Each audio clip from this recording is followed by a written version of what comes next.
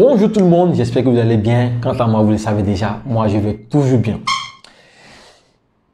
Il y a de cela une semaine, il y a une vidéo qui a fait vraiment polémique sur les réseaux sociaux. La vidéo du pasteur qui a été expulsé, qui a été bastonné, tout simplement parce qu'il n'avait pas payé son loyer mensuel de 5 000 francs CFA. Oui, vous avez bien entendu, un loyer de 5 000 francs CFA. Mais ce que vous ne savez pas, c'est que les personnes ou bien les situations comme celle du pasteur là, il y en a des centaines chaque jour ici à Abidjan. Mais parce que eux, leur situation n'a pas été filmée, l'expulsion n'a pas été médiatisée, ils n'ont pas eu tout cet aura là et leur cas est passé sous silence. Le pasteur, heureusement, plusieurs personnes sont venues à sa rescousse, il a eu des terrains. Plusieurs personnes ont décidé de payer le loyer de la dame, tout ça. Mais, laissez-moi vous dire qu'il y a plusieurs personnes comme ça qui souffrent dans le silence. Alors, face à cette situation, que dit la loi? Quels sont les recours possibles pour les personnes qui n'arrivent pas à payer les loyers? Et surtout, restez jusqu'à la fin, car je vais vous donner une astuce qui va vous faire gagner 3 à 4 mois de loyer gratuit. Si vous êtes en incapacité de payer votre loyer et que vous avez des enfants, je dis bien si vous avez des enfants.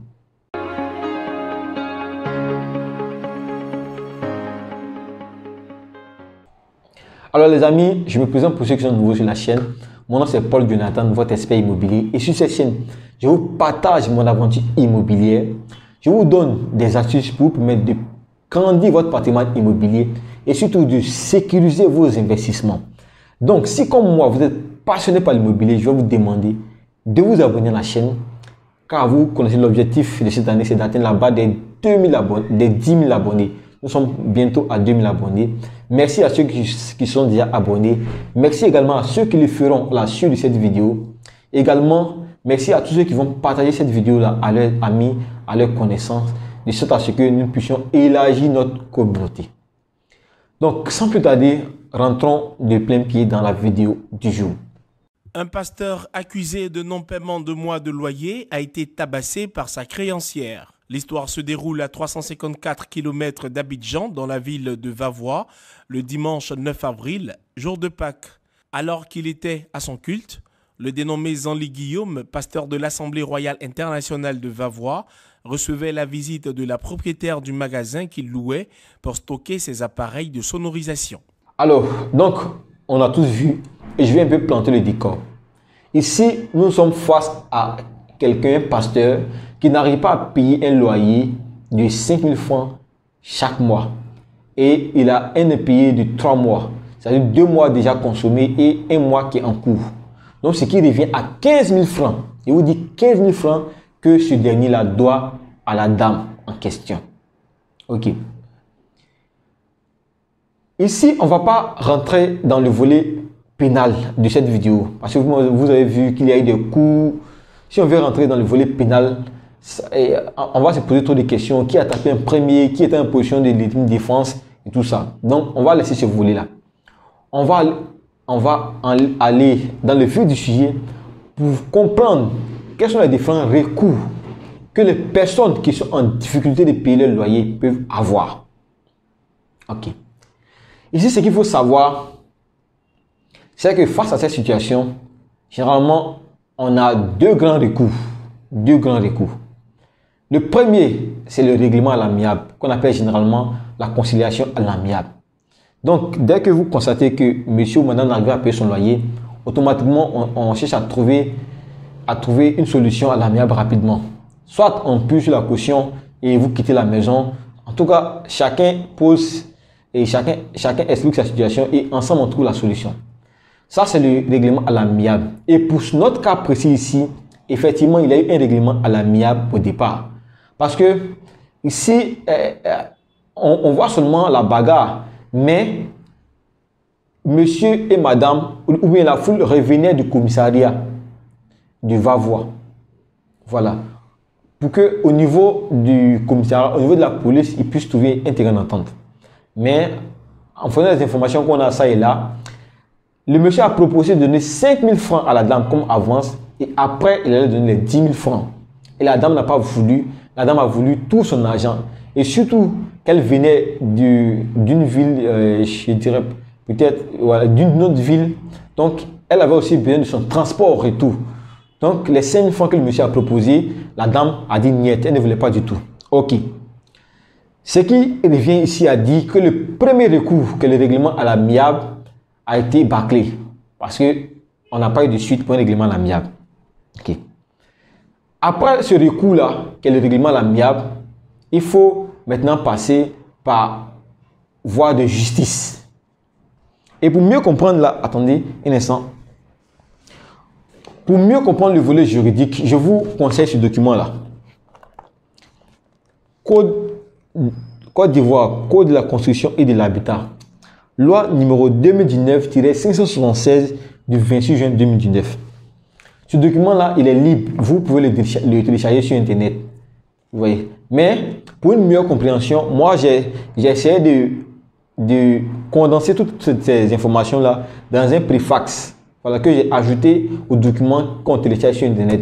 De sorte que si j'ai besoin d'informations sur le bâtiment, je sais directement où me diriger. Si j'ai besoin d'informations sur le loyer, je sais directement où aller.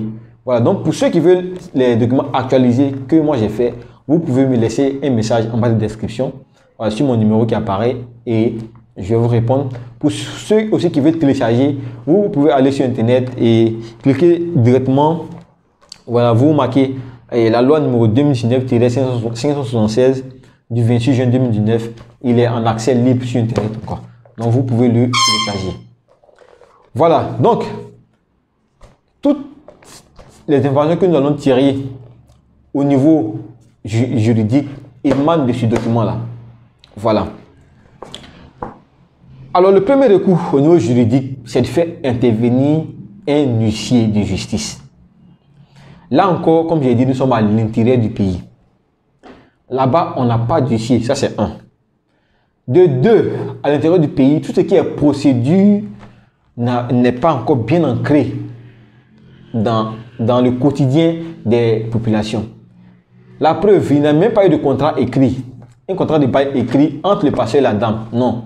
C'est juste un contrat verbal. Et il faut dire que depuis belle lurette, c'est comme ça.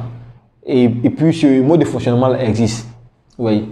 Voilà. Donc c'est juste un contrat verbal qui existe.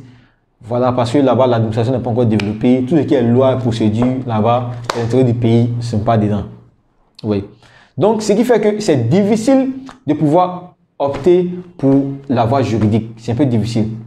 Parce que l'huissier qui doit constater qu'il y a loyer impayé, qui doit faire la mise en demeure, qui doit faire l'avis d'expulsion, s'il n'y a pas d'huissier, comment est-ce qu'on fait? Question. Donc, c'est un appel que je lance à l'administration. C'est vrai que tout est concentré dans le Grand Abidjan ou dans le district de Yamoussoukro ou dans les autres grandes villes. Mais il va falloir aussi qu'on décentralise tous ces services-là, que ce soit les notaires, les huissiers, aussi au niveau de l'intérieur du pays en fait. Voilà, ça va beaucoup aider la population. Donc ici, étant donné que c'est difficile de pouvoir faire recours à la voie judiciaire, la dame a voulu se faire justice elle-même. Et la dame est entrée dans une spirale de violence. Et puis, ça a donné ce que tout le monde sait. Le fait pour la dame de vouloir se faire justice elle-même, l'a mise en mauvaise posture. Parce que ça, c'est ce qu'on appelle agir par voie de fait. C'est-à-dire, elle veut se faire justice elle-même. Et là, c'est condamnable par la loi. Vous voyez. Nul n'a le droit de se faire justice soi-même. Donc, si vous qui suivez cette vidéo aujourd'hui, si vous avez votre locataire qui est dans votre maison, même s'il a fait 10 mois qu'il n'a pas payé, s'il doit des impayés de 10 mois, vous n'avez pas le droit de venir lever la porte parce qu'il n'a pas payé le loyer. C'est une infraction. Et si c'est un locataire qui maîtrise, qui connaît la loi, il peut vous poursuivre pour ça. Si vous êtes dans la maison, si le locataire n'a pas payé, vous n'avez pas le droit de venir mettre les affaires du locataire dehors parce qu'il n'a pas payé. Et oui, la loi protège le locataire. Si le locataire n'a pas payé, vous n'avez pas le droit de venir enlever le compteur CISO d'ici parce qu'il n'a pas payé. Tout cela revient à agir par voie de fait et c'est condamnable en fait. La loi est dure et oui, la loi est vraiment difficile, mais c'est la loi. On va faire comment, comme on dit. Donc, comme j'ai dit, ici, pour notre cas, on sait que l'affaire a pris une autre tenue parce que tout a été médiatisé et il y a plusieurs personnes de bonne volonté qui ont aidé le monsieur à pouvoir payer son loyer et l'affaire a été réglée. Mais voyons aussi l'autre cas, l'autre volet qui est celui du bailleur. Vraiment, c'est difficile. Supposons que le monsieur était à Abidjan.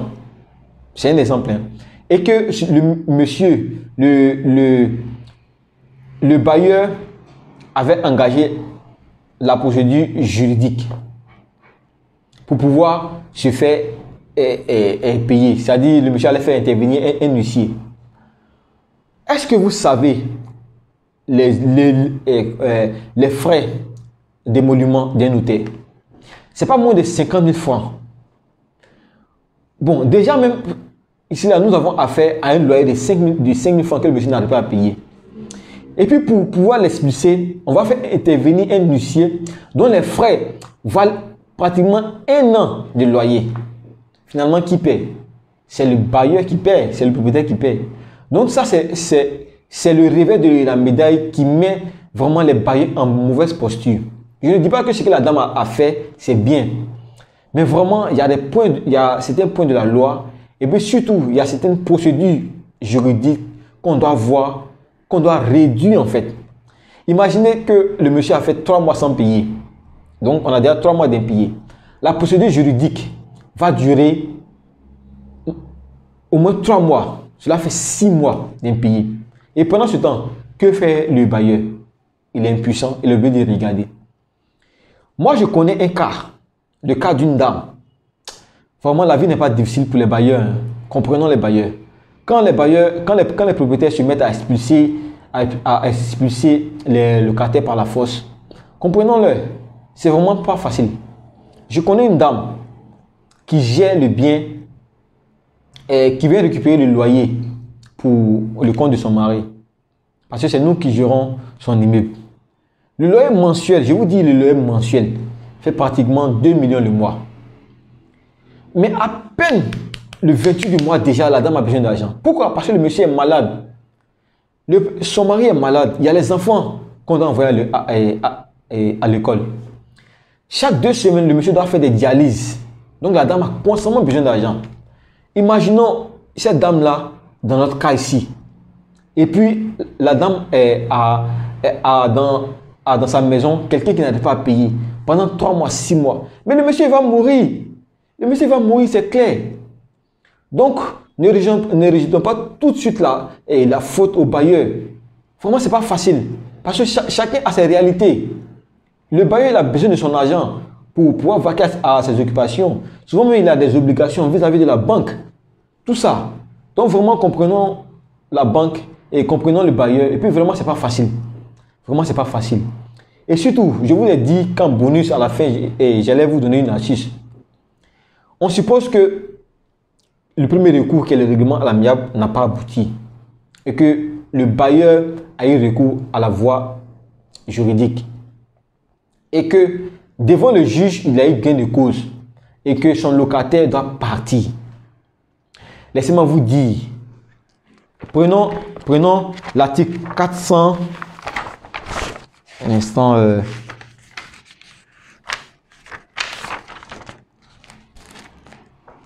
Voilà, prenons l'article 446 ici. Écoutez bien. Le locataire condamné à être expulsé dispose d'une action devant le juge des référés pour demander un délai de grâce et la suspension de la procédure d'expulsion. Ici, c'est un délai de grâce qui est accordé au locataire au locataire qui n'arrive pas à payer son loyer, hein, on lui donne un délai de grâce. Si il a un enfant qui va à l'école dans le quartier, prenons un cas simple. Prenons le cas de quelqu'un, d'un locataire qui n'arrive pas à payer son loyer et qui a un fils qui est en classe d'examen. On suppose que le juge a donné son verdict en mars ou en avril. Le locataire doit être expulsé. Mais parce que l'élève est en classe d'examen, le locataire peut demander, voici ça, hein, c'est écrit noir sur blanc, demander un délai de grâce pour dire, monsieur le juge, c'est vrai, je dois être expulsé. Mais parce que j'ai mon enfant qui est en classe d'examen, si on nous expulse, cela peut jouer sur les résultats de l'enfant et jouer sur son examen. Simplement parce que l'enfant est en classe d'examen, le juge va accorder le délai de grâce. Donc, on suppose que le verdict est tombé en mars et que les examens c'est pour juillet, par exemple. On a mars, avril, mai, juin, juillet. 4 mois où le locataire sera autorisé à rester dans la maison sans payer. Pourquoi? À cause du délai de grâce. Donc, pour le bailleur, non, pour le propriétaire, c'est une bonne nouvelle. Oui, c'est que tous les locataires qui suivent actuellement cette vidéo sont contents. Parce qu'ils peuvent facilement jouer sur le délai de grâce. Mais mettez-vous dans la peau du bailleur. C'est vraiment pas facile. On suppose que le locataire avait déjà 3 mois d'impayé. Auquel s'ajoutent les 3 mois de processus où on va faire intervenir l'huissier, tout ça. Ça fait déjà 6 mois. Sans oublier les frais de l'huissier. Et encore, on vient lui accorder 3 mois de grâce ou 4 mois de grâce. Ça fait 10 mois d'impayé. Imaginez que la famille a besoin de cet argent-là pour pouvoir soigner un proche qui est malade, pour pouvoir envoyer les enfants à l'école. C'est vraiment pas facile. Donc, voici un peu ce que dit la loi. Donc, qu'est-ce que vous en pensez? J'attends toutes vos réactions en commentaire et n'oubliez pas de vous abonner, de liker, de partager la vidéo. Je vous dis à très bientôt pour une prochaine vidéo. Ciao.